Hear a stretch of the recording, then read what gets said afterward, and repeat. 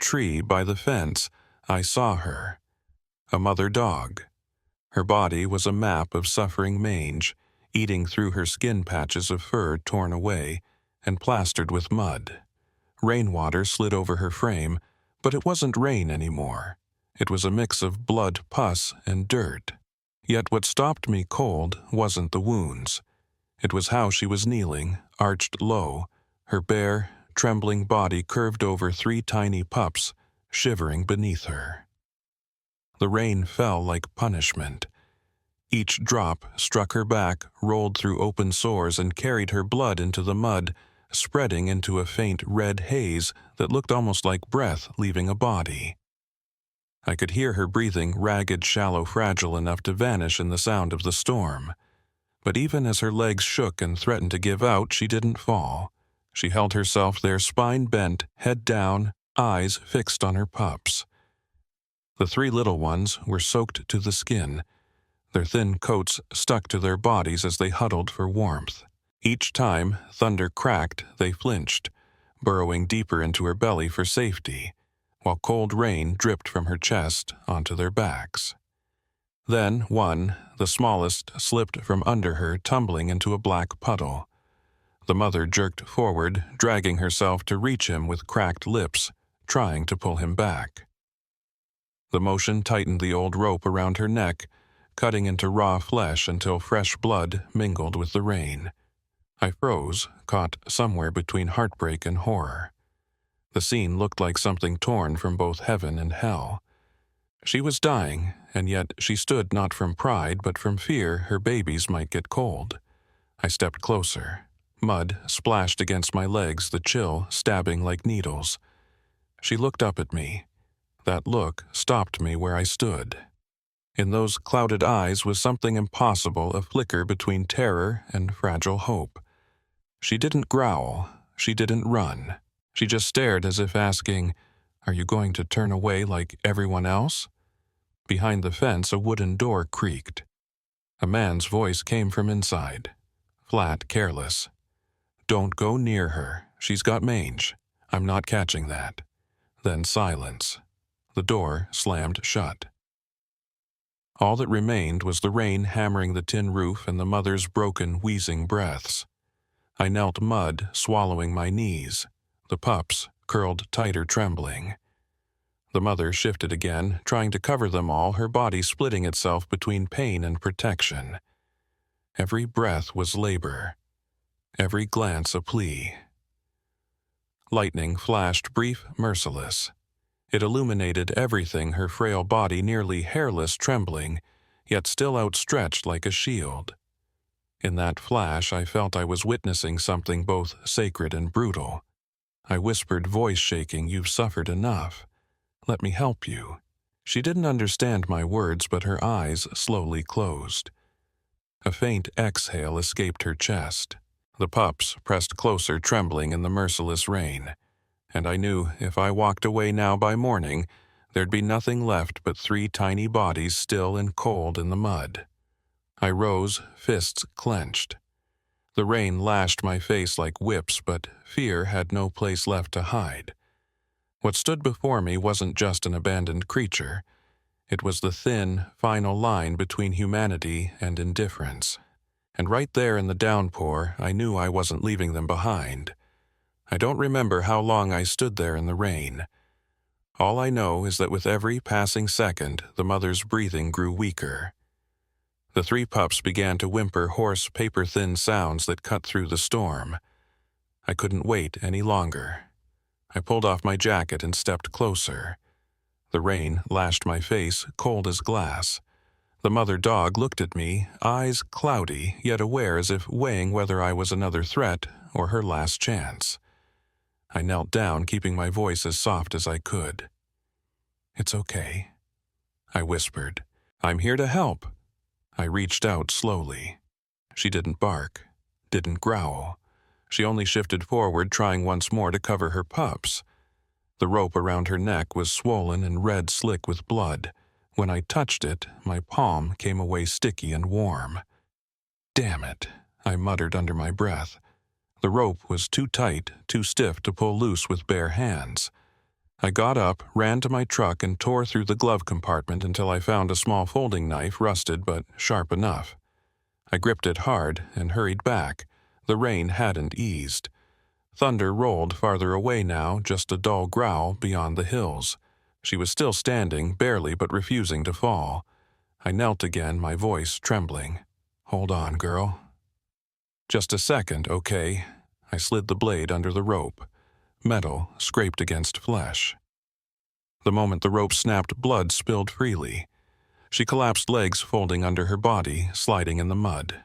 I caught her head before it hit the ground, afraid that if she fell, she wouldn't rise again. She was heavy but limp-soft in a way that scared me. Her breath came in Stutter's eyes, fixed on her pups. They huddled together, their tiny bodies bluish with cold. I opened my jacket and wrapped them one by one inside their trembling, seeping straight into my chest. One was so weak it couldn't even cry, just opened its mouth silently. I gathered all four, the mother and her 3 pups, into my arms. Rain hit my face, stinging sharply. The ground was slick, the wind fierce, every step a struggle against weight and gravity. But I didn't stop. From the porch, the same man from before shouted, "What are you doing? Leave her, that thing's sick, you'll catch it." I didn't turn around. I just said, loud enough for him to hear, "You can call it sick, but I call it a mother." I kept walking. Each step squelched in the mud, each breath burned my chest. My hands were numb from the cold, but I didn't let go. When I reached the truck, I opened the back seat and laid them gently inside, then ran around to start the engine. Her breathing was so faint, I had to place my hand over her chest to be sure the heart was still beating. I spoke softly to her, or maybe to myself. "Hang on, don't give up, they still need you." The truck fishtailed on the flooded road. Wipers groaned back and forth, the engine humming in rhythm with my pulse. I drove faster toward the nearest vet clinic I could remember, about 15 minutes away. Those 15 minutes felt like a lifetime.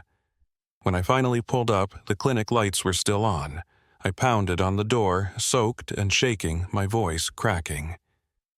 "Please help 3 puppies and their mother. She's barely breathing." A middle-aged woman in a white coat ran out. She looked at me, then through the truck window, and her face changed instantly. "Oh, dear God," she murmured. "Get them inside now." I lifted the mother. Her ribs pressed sharply against my palms. She didn't move. The air smelled of rain blood and disinfectant. The vet gestured toward the table. "Lay her here. Keep her head steady. Don't let her fall." I did as told. The next few minutes blurred together, scissors cutting gauze, the rustle of cloth. Short commands exchanged in calm urgency. I stood in the corner water, still dripping from my sleeves, watching. After what felt like forever, the woman looked up at me and exhaled. "She's critical. Full-body infection." But she paused, pressing her stethoscope against the dog's chest. "The heart's still beating." I swallowed hard, voice rough. "Then save her, even if there's only a 1% chance." She didn't ask another word, she just began. I stepped back, leaning against the wall, my pulse hammering. Outside, the rain softened to a whisper, and inside that room I heard something fragile but real. A shallow breath followed by a faint, broken whimper. A sound like an answer between 2 strangers meeting for the first time, a promise that neither of them was alone anymore. I don't remember how long I sat there in the damp hallway of the clinic. My jacket clung to me, heavy and cold. The chill had seeped into my bones. Outside, the rain kept falling, a slow, mournful rhythm, as if the whole city was grieving for that dying soul. Through the frosted glass of the ER door, the white light spilled out, reflecting faintly on the metal plaque that read Riverview Animal Clinic. Inside, Dr. Grace and her assistant moved constantly, shadows shifting behind the blur of light. The sound of instruments clinking, gauze hitting metal trays, and every so often, a sigh. I wondered if I'd come too late. The 3 pups lay bundled in towels beside a small heater in the corner. They were still breathing weak but steady. I sat next to them, pressing my hand against the fabric to feel that fragile warmth. One of them opened its mouth and let out a faint whimper, as if calling for its mother. The door creaked open. Dr. Grace stepped out, hair-damp gloves streaked with blood. Her voice was low but firm. "She's critical," she said. "Severe infection, her body temperature's dropping. The heart could stop at any moment." I shot to my feet, but does she still have a chance? Grace looked at me, hesitated for a heartbeat, then nodded slightly.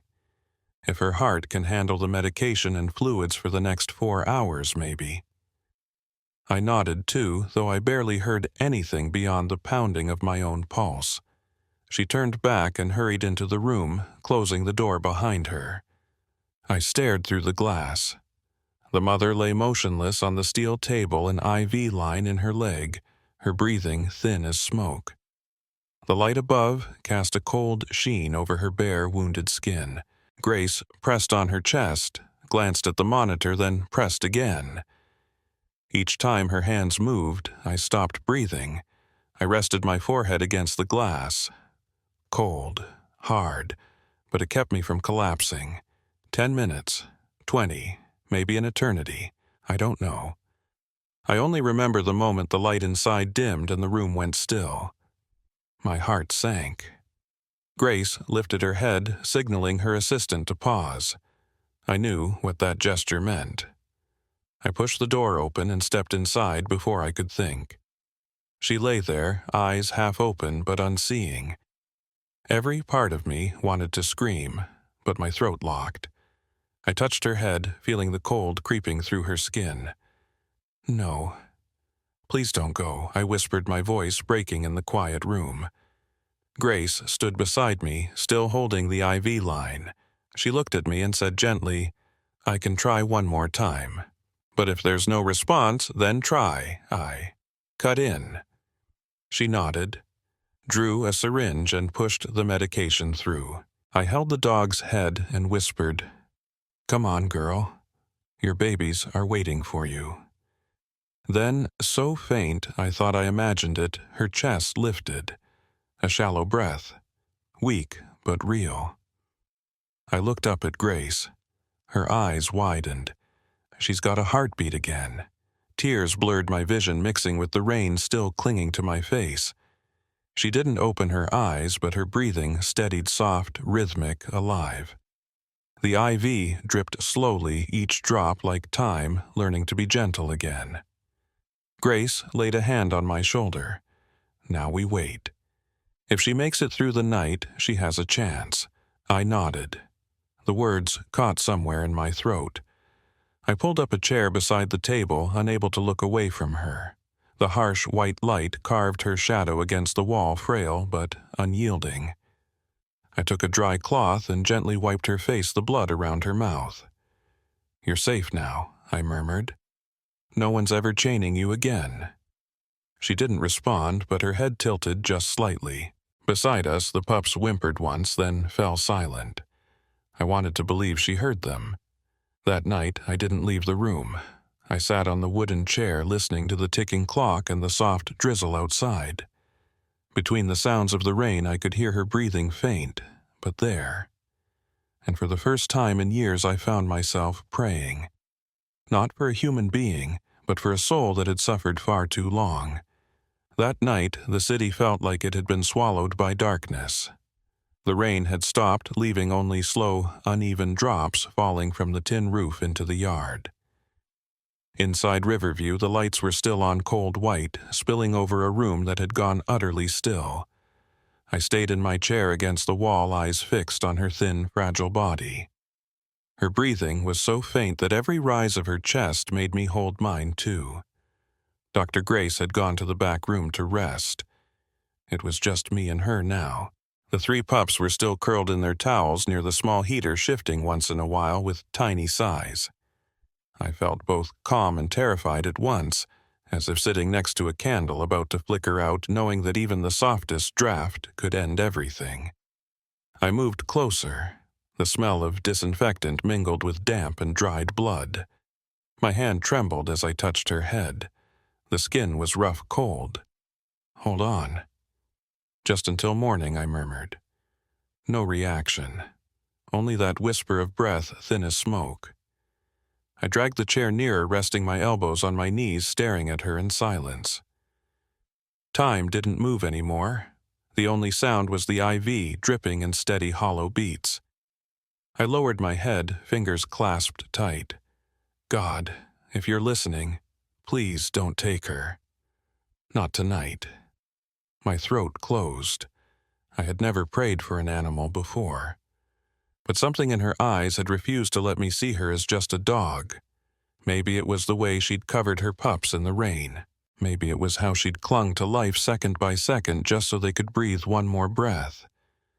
Now she lay there still as ash. I looked out the window. Streetlights reflected in the puddles distorted like old memories.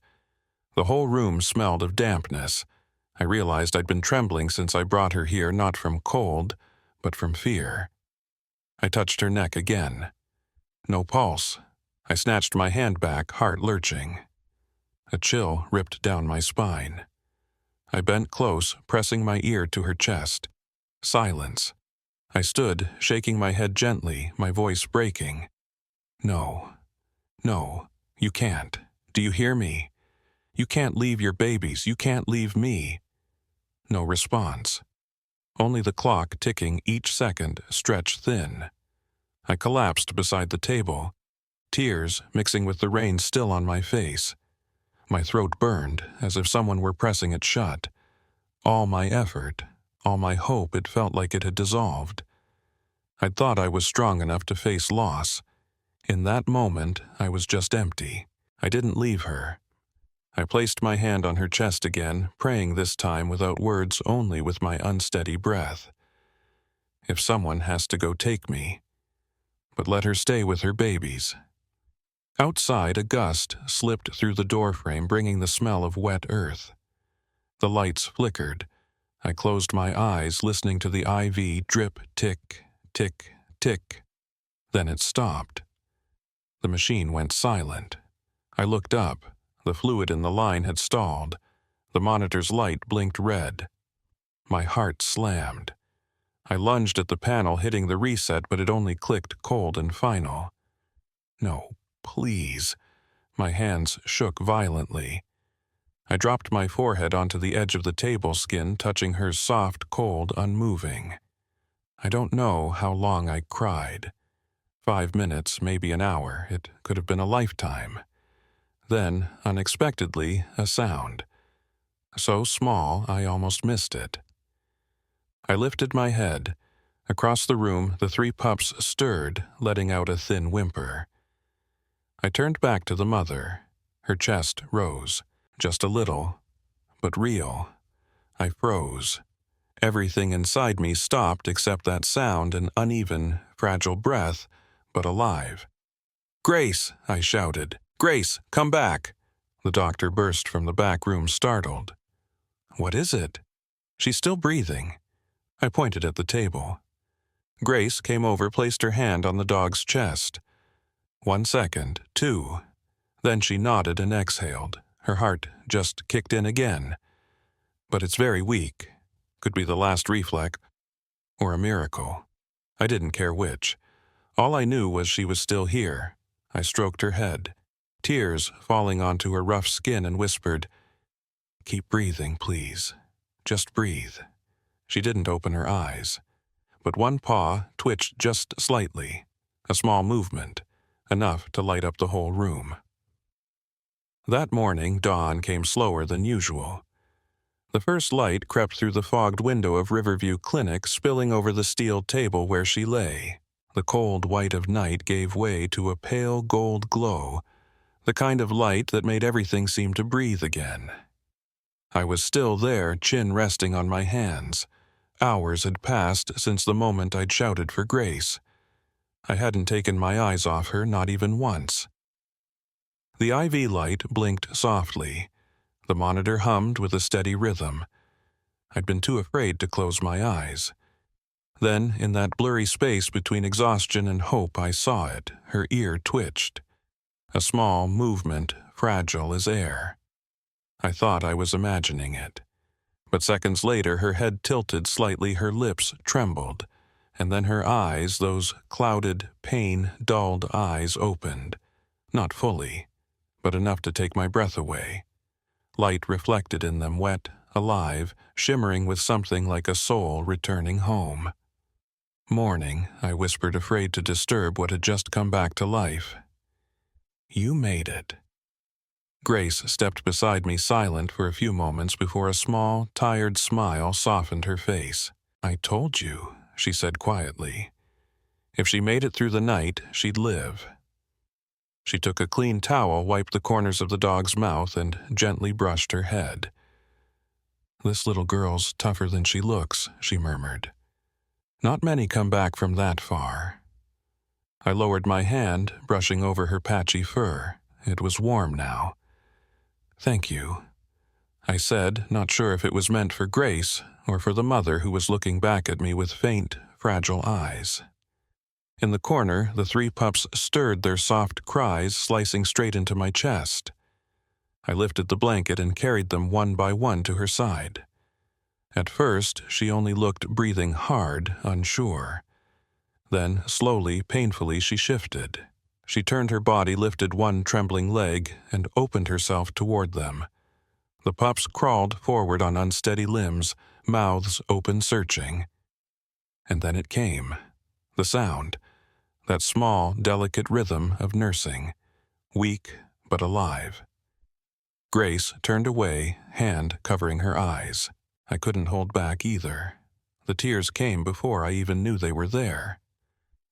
After everything, the rain, the rope, the fading heartbeat, she was doing the one thing she'd fought for all along, being a mother. I sat there watching the sunlight settle across her mottled fur, turning it into a soft golden shimmer. No one spoke. No one needed to. There was only the sound of breathing, gentle licking, and that quiet, steady light gliding through her eyes, eyes that were no longer clouded. A while later, Grace placed a hand on my shoulder, her voice rough but kind. "What's her name? We'll need one for the record."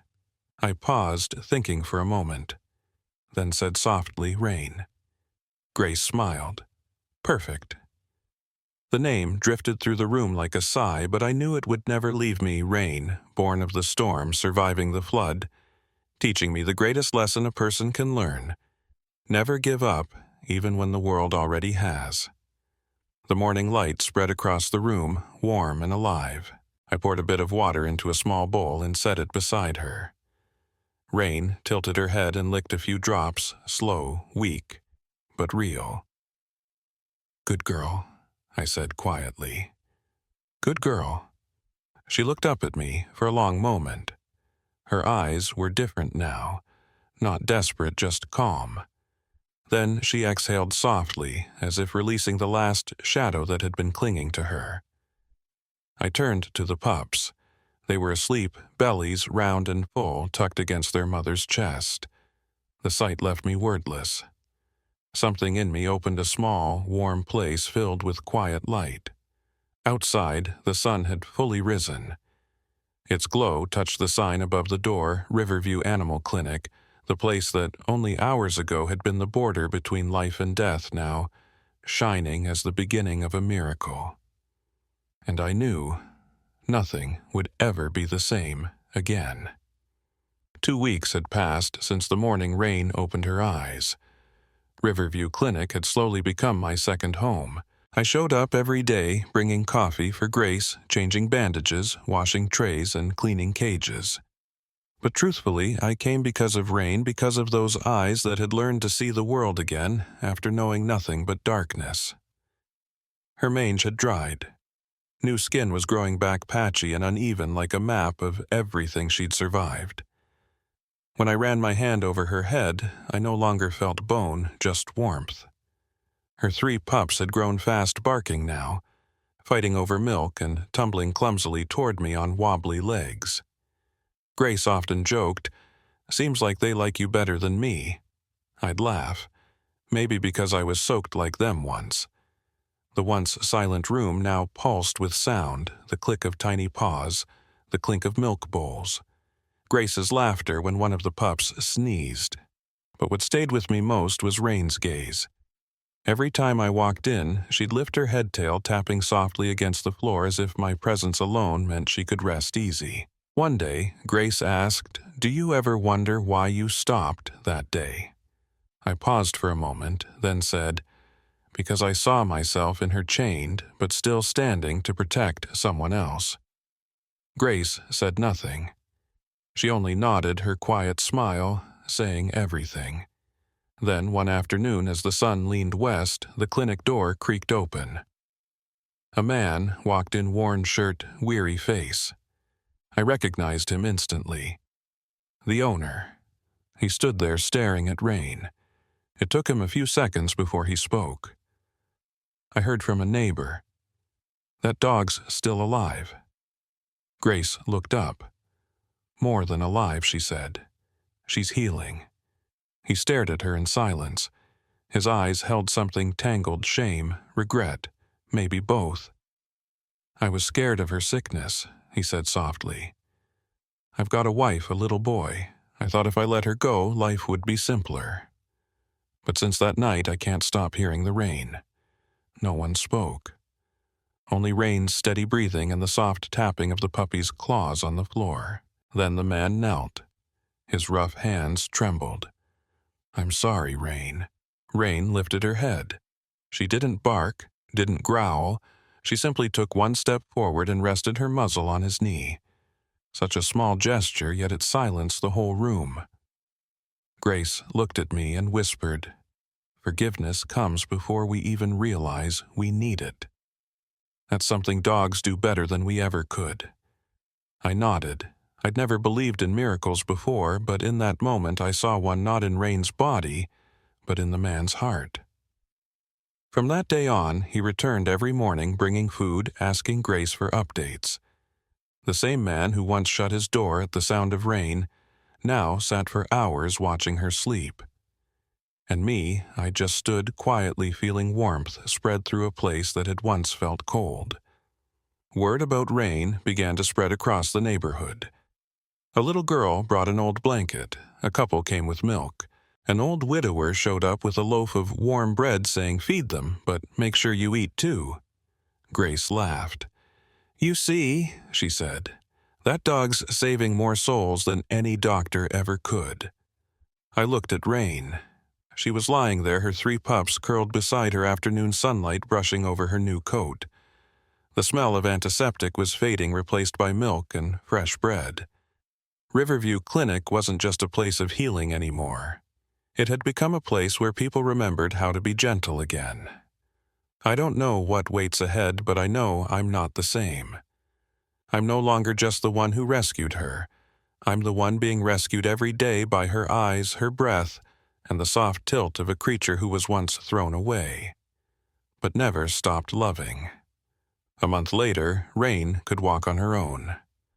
Her first steps were shaky but steady. The legs that had once been swollen were healed, now covered with patches of new fur, black and brown like a painting restored with light. That morning, when I opened the clinic door, sunlight spilled across the floor. Rain lifted her head, looked at me, then stood. Her 3 pups tumbled around her legs, bumping, falling, getting back up their tiny tails, wagging furiously. I crouched down, ran my hand over her head. "It's time to go home, girl." Grace stood beside me, smiling. "Do you know the whole city's heard of Rain by now?" I smiled back. "All I know is she's made people start caring again, about lives they used to walk past without seeing." Outside, Rain's former owner was waiting. He held a bag of food, a new leash, and a small wooden box with a brass plate that read "Rain and her babies."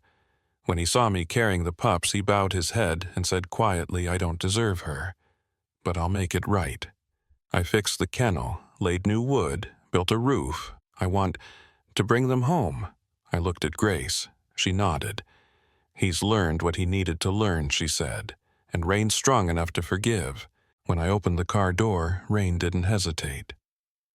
She climbed onto the seat, turned to look back at me, her eyes calm, deep, peaceful. The pups followed her, leaving 3 tiny wet paw prints on the clinic floor. Before the car drove off, the man leaned out the window. "Thank you for saving not just them but me." I smiled, my voice catching. I didn't save anyone. I just stopped, because it was raining. The car rolled down the wet street, the sunlight catching in golden streaks behind it. I stood there until it disappeared around the bend, and something inside me eased as if the rain that once fell in my heart had finally stopped. In the days that followed, I kept coming back to Riverview. Grace and I started a small fund called Rain's Hope to treat abandoned animals. Every photo, every rescue reminded me miracles don't live in medicine or hands that heal. They live in the small decisions people make to stop, to care to stay.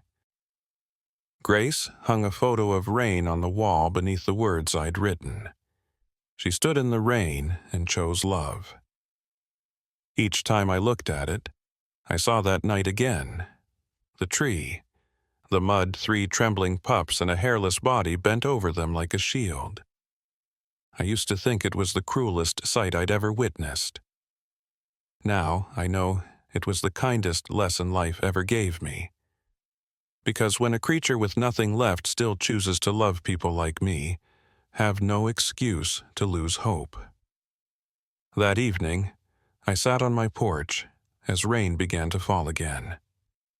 For the first time, its sound didn't make me cold. It made me smile. I closed my eyes, listening to the wind slide across the roof, and in that sound I heard something faint, a soft breath, warm and alive. Maybe it was rain.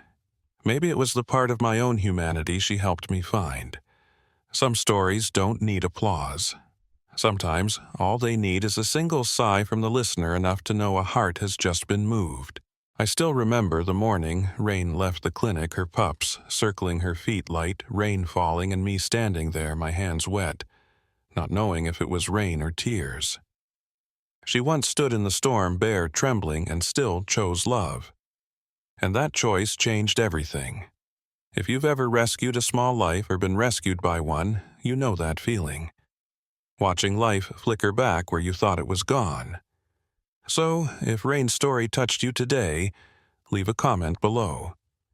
Tell me where you're watching from. Tell me if you've met your own Rain an animal you couldn't forget, a pair of eyes that stopped you in your tracks. Because maybe your story will be the next miracle someone out there needs.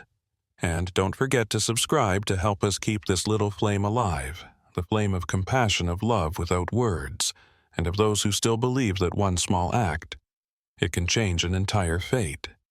Thank you for staying till the end. Thank you for letting your heart feel again.